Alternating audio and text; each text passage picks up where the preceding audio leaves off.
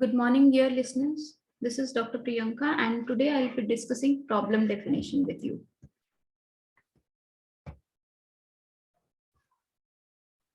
The formulation of the problem is often more essential than its solution, and it is 100% true, and we all know that now because we have just finished the chapter research process, so we know how important problem definition is.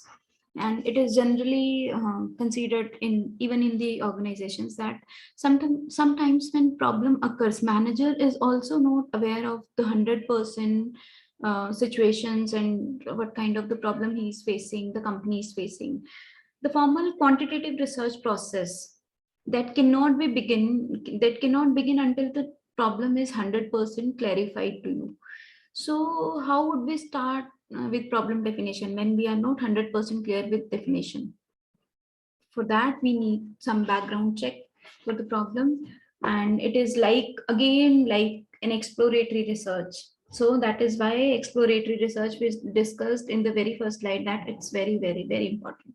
The formal quantitative research process should always begin with 100% clarity of problem definition. However, properly and completely defining a business problem is easier said than done, but still it's very, very important step. Otherwise, we cannot proceed. Problem definition is the indication of a specific business decision area that will be clarified by answering some research questions. Defining problem results in actually in clear-cut research. How is it? We'll be detecting the symptoms for that particular problem, then analysis of the situation that might lead to defining the actual problem, and then statement of research objectives. This is actually we are going to do till the end of the PPT.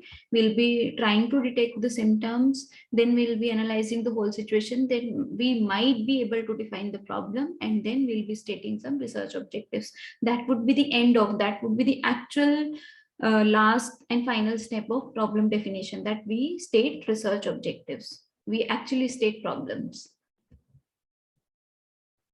The process of problem definition. Number one, the ascertain the decision makers' objectives, understand the background of the problem, isolate or identify the problem, note the symptoms, determine the unit of analysis, then determine relevant variables, and in the last stage, research questions and objectives. We'll be discussing them one by one. This is actually the process of problem definition. Ascertain the decision maker's objective. That is our first step for problem definition. How would you ascertain the decision maker's objective? What kind of steps you will be taking for that?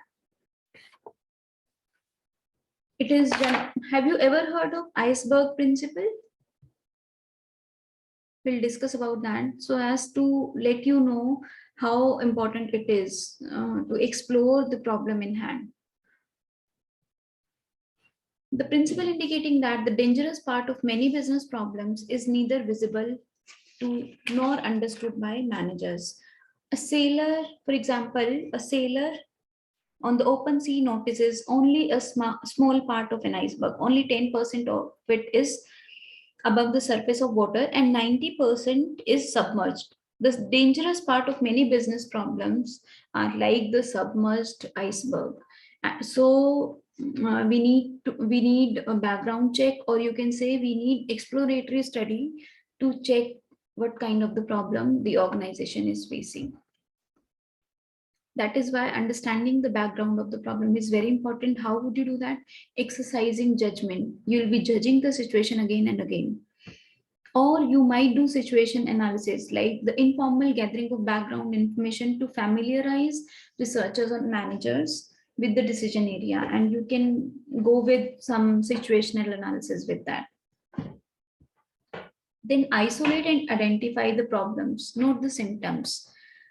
You will be isolating the problems, symptoms, because symptoms sometimes might be confusing. For example, 20-year-old neighborhood swimming association, and related things with this are: number one, membership has been declining for years New water park residents prefer the expensive water park, and demographic changes are children have grown up. So what might be the symptom and what might be the actual problem? We are not able to see it from this particular thing. So let us analyze it properly now. Organization is that 20-year-old neighborhood swimming association in a major city. Symptoms are membership has been declining for years. We can see that it has been declining, but what are the reasons?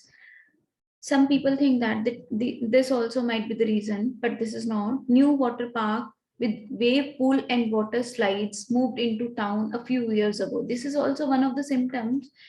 Problem definition based on symptom is that neighborhood residents prefer the expensive park and have negative image of swimming pool. But the actual problem is demographic changes are there. Children in this 20-year-old neighborhood have grown up. Older residents no longer swim anywhere. That's the actual reason.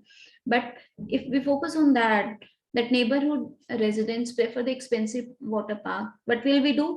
We'll be improving the park. We'll be improving the park available in the society, and we'll be doing that just for nothing. We'll be wasting our money. So problem identification is very, very important if you really want a solution. For this particular problem, what we'll be doing is, if we can't go through the true problem, then what we'll be doing is we'll be improving the park and we'll be wasting a lot of money. So that is why it is said that it is very dangerous if we have not identified the right problem and we got the answer for wrong question. That is why it is said. Next is determine the unit of analysis. Sometimes it's like sometimes unit of analysis is the whole family, but we take take an individual for that particular problem solution, right? Sometimes the whole management team is to be considered, but we consider managers separately or individually. For example, whether the for example, while buying the home, what decision, whose decision matters, whether male decision or female decision or both, decision of both matters. Maybe husband might decide, maybe wife might decide, or maybe both of them are deciding, right? When we are talking about single person, then they might be deciding by their own, or maybe their parents might decide. But when we are talking about a family, the whole family decides actually. So when buying a house, you cannot just consider the decision or views of a husband or views of just one person in the family. You will be considering views of the whole family. So here the unit of analysis is the whole family, not the individual. And sometimes it is just that maybe you want to check organizational behavior. In that also, maybe one person's response might not be useful, because sometimes it is teamwork or it is cross-functional team that is responsible for some particular outcome. So you need to decide whether you are going to check that particular problem on individual level or at the level of company.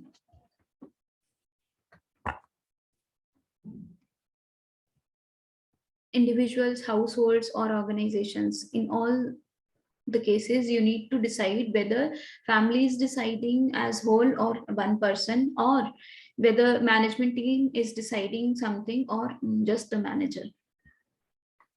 Determine the relevant variables. Anything that may assume different numerical value is a variable. We have already covered the part of variables in another slide, but still I'll be just putting some light on types of variables so that it refreshes up. Types of variables are categorical variables, continuous variables, dependent and independent variables. For example, you are just describing the things, and in that you can go for categorical variables or continuous variables. You don't have to decide whether dependent variable is there or not, independent variable is there or not. right? When you are just talking about exploratory and descriptive studies, we'll be talking about variables normally, whether they should be measured in numbers and what kind of the units to be decided while measuring them.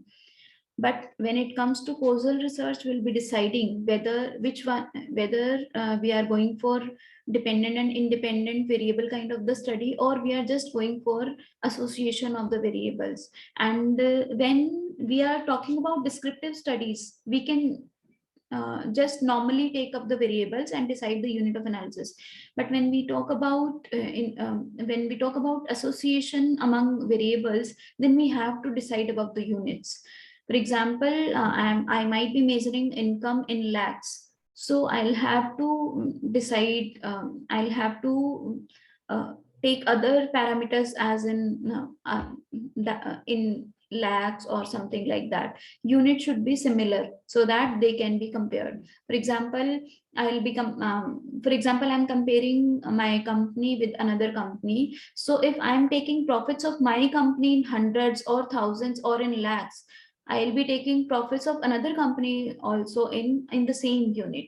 So measuring part is very important when it comes to variables. That is why it is important to define type of variable while defining the problem. Then there might be a thing whether the variable is categorical or continuous. That is also important. Categorical variables means, for example, you decide some categories, just like male and female. These are two categories, right? Or maybe you are talking about age. It is a continuous number, 1 2 3 4 up to 100 or anything, right? So that is also important, how you would be measuring that particular variable.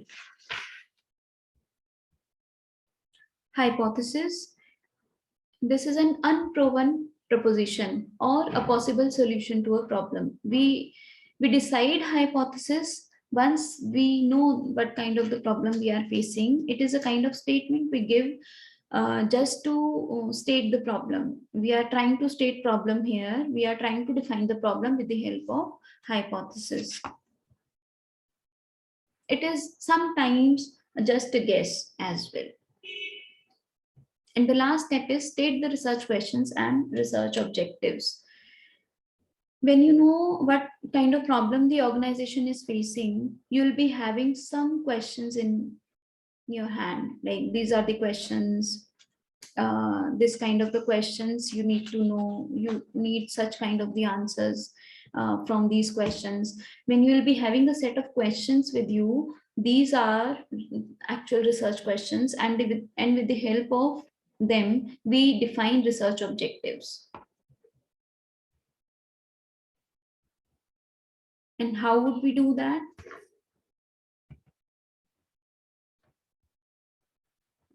With the help of statement of business problem, we'll be defining broad research objectives of the research proposal basically.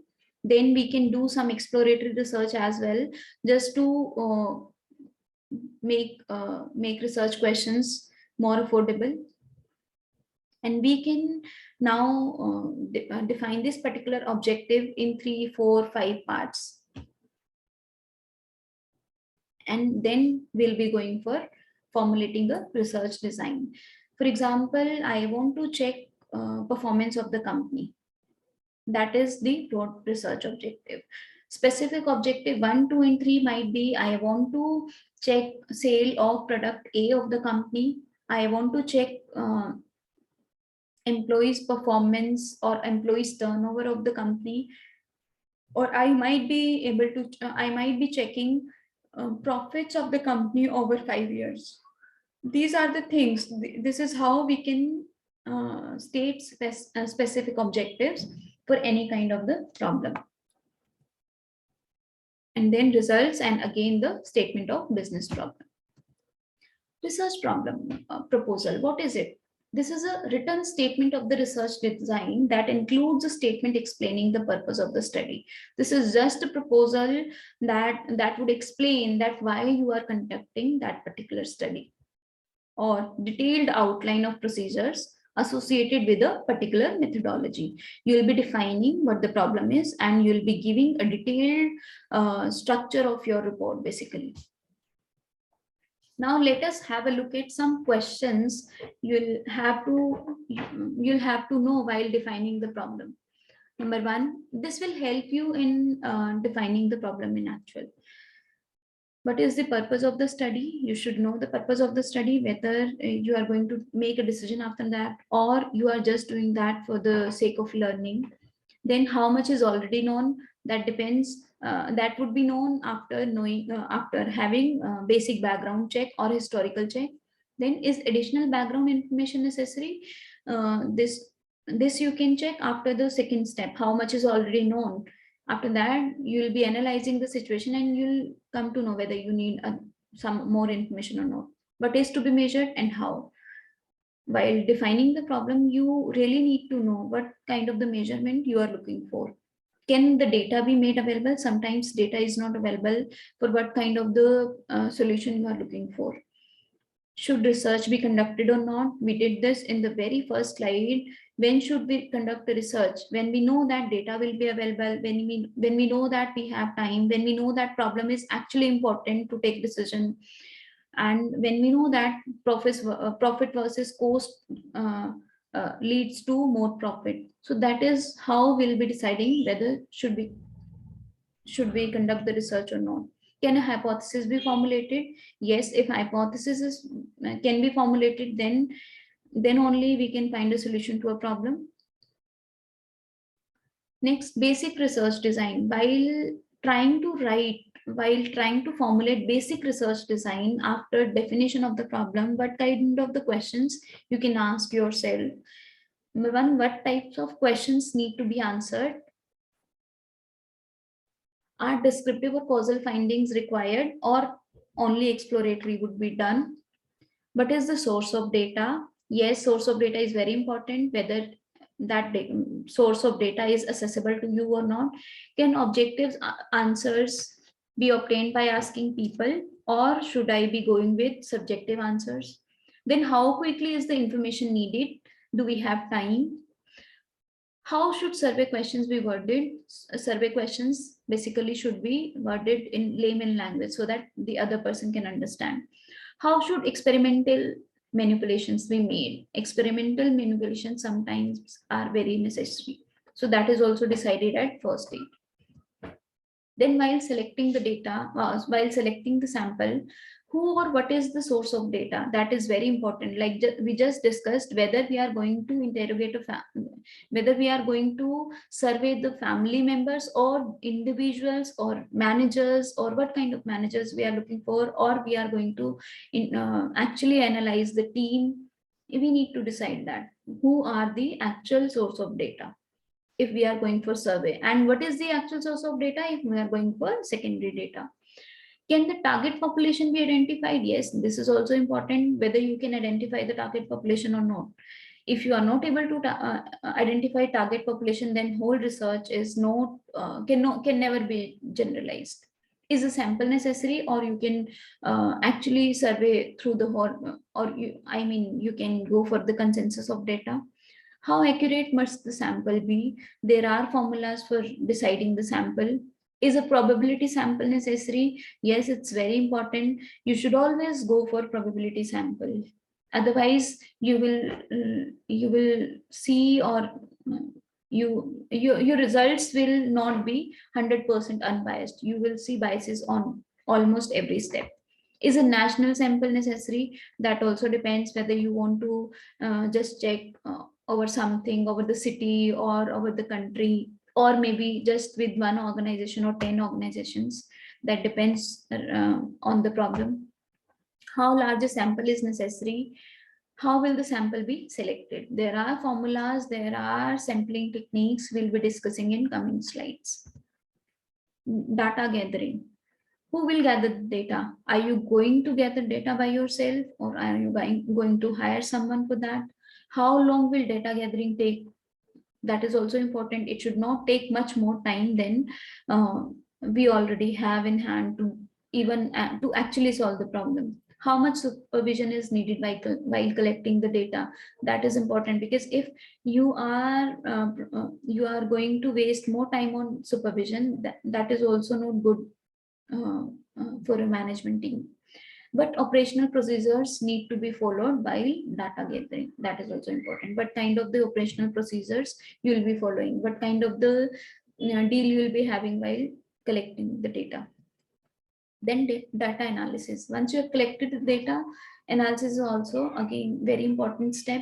Will standardized editing and coding procedures be used?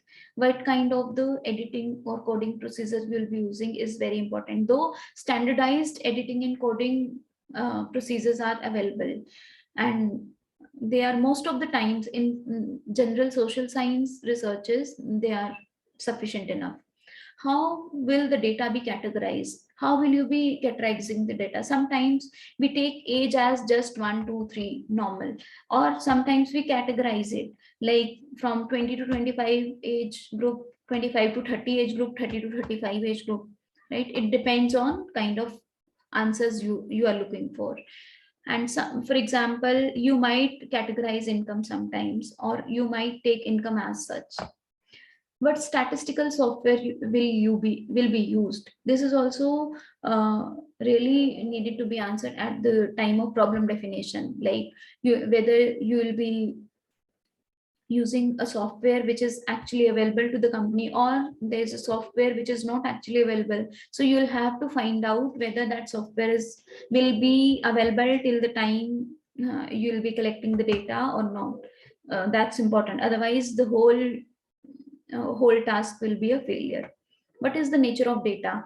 Is data simple, categorical, continuous, or primary or secondary? Everything needs to be answered here. But questions need to be answered. What kind of the questions need to be answered are also necessary. On the basis of that only will be deciding what kind of the tools we want to use. If you want to check just one variable within itself, then t-test and ANOVA test is available. If you want to check the association between two variables, correlation is there, regression is there. So this depends on what kind of the questions we are going to answer. How many variables are to be investigated simultaneously? That is also important. Some variables would be investigated simultaneously, some would be investigated separately. So that is also needed to answer at this particular stage.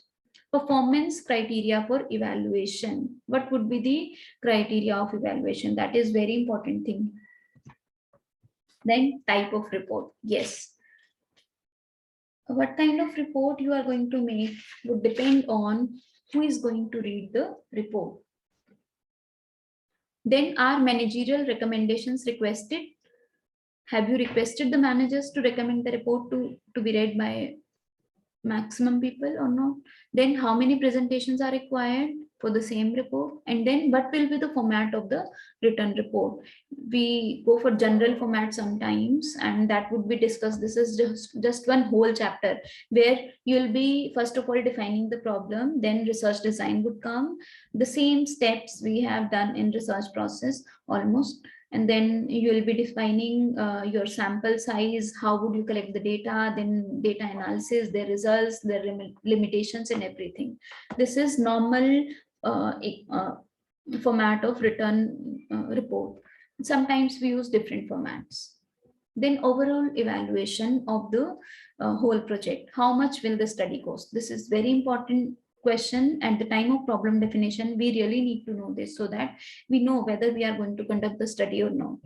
Is the time frame acceptable? Yes. Again, do we have that much time, the time the study is going to take or not? Then is outside help needed? Yes, this is important, whether we are going to conduct the research by our own, or is there any kind of outside help which is going to be needed, for example while collecting the data, or maybe while analyzing the data, anything. So we need to know it beforehand so that we can actually find out the cost of the whole project. Then will this research design attain the stated research objectives? This is most important thing, because whether we are actually going to solve the problem, whether we are actually going to identify the reasons of that particular problem, or we are actually identify the solution of that problem. This is really important. Otherwise, the whole exercise would be a waste.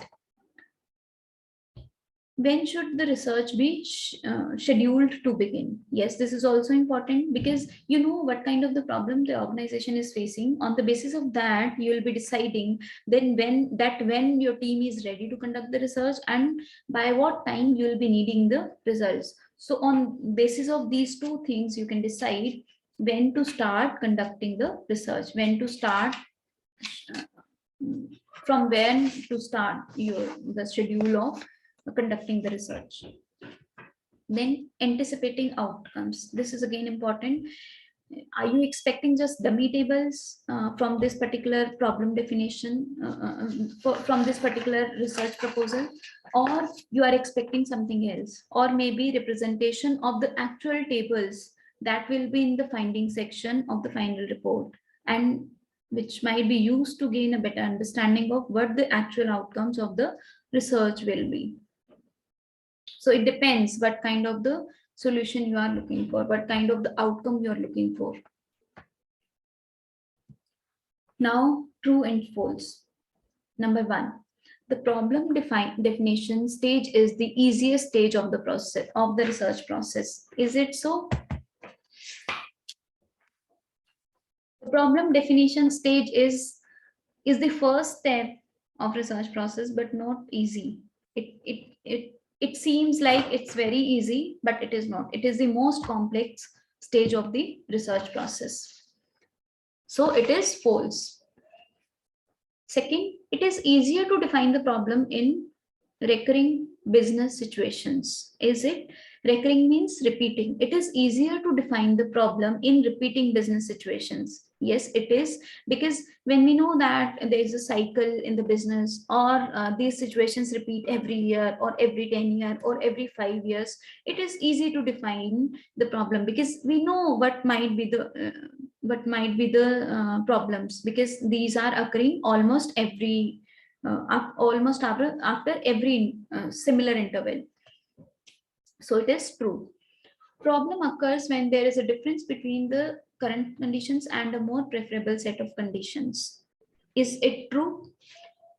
A problem occurs when there is a difference between the current condition, the condition which we are in right now, and a more preferable set of conditions which we actually prefer. Yes, problem occurs when we want something and we are not going to get that, we are in some different situation, then of course we will have a problem. So this is again true. Fourth, when the definition of the problem is unclear, the first step is to perform a situation analysis in an attempt to clarify the problem. Yes, this is very important. We actually go for exploratory study just for this reason, to define the problem clearly. It is saying when the definition of the problem is unclear, the first step is to perform a situation analysis. Yes, you have to do that. So again, it is true. Interactive techniques simply involve asking multiple what, where, who, when, and how question. Is it? Interaction means talking to someone and getting the other person also involved. But when we ask such questions, this is actually called interrogation. So this is false. Some self-assessment questions. Number one, discuss factors that make defining problems more difficult. What might be the factors that might make defining problem more difficult? There might be some situation frequency, some dramatic changes in the problem, or how widespread are the symptoms. If symptoms are more widely spread, then there is a problem. Or symptom ambiguity, like we discussed in the example, right? So these are the factors which make defining problems little more difficult than normally.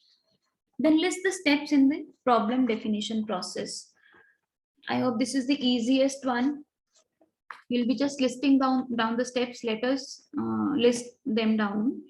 Number one, understand the business situation by identifying key symptoms. Number 2, identify key problems from symptoms. Then third, write managerial decision statement and corresponding research objectives. Fourth, determine the unit of analysis. Then fifth, determine the relevant variables. And the last one is write research questions, research hypothesis, right? Third question is explain the difference between research questions and hypothesis. What is the difference between research questions and hypothesis? It is very simple from the question. It's very clear that research questions would be in the form of questions and hypothesis would be a statement. It would not be a question. For example, a hypothesis might be stated as food quality perceptions are related positively to customer commitment toward the restaurant. At times, a researcher may suspect that two variables are related but have insufficient theoretical rationale to support the relationship, or may be positive or negative. But at some times, hypotheses generally are more specific than research questions. Hypothesis would clearly tell you what you want to research, and research questions might not exactly be able to tell you. We might be going for two research questions for one hypothesis, but generally for one research question, one hypothesis would be there. Then last is, what is a research proposal and how is it useful for both the researchers and the client? What is a research proposal? It's a written statement of the research design. It includes a statement explaining the purpose of the study in the form of research objectives and a definition of the problem, often in the form of a decision statement. It outlines the particular research methodology and details procedures that will be used during each stage of the research process. Normally, a schedule of cost and deadlines is also included. It becomes the primary communication document between the researcher as well as and the research user. And how is it useful for both researcher and the client? Researcher would also know how to go about it, and he'll be knowing the exact cost, how much to spend on which particular step, and client would also be knowing the exact cost, and there would be a transparency between both of them. So it is generally helpful. Thank.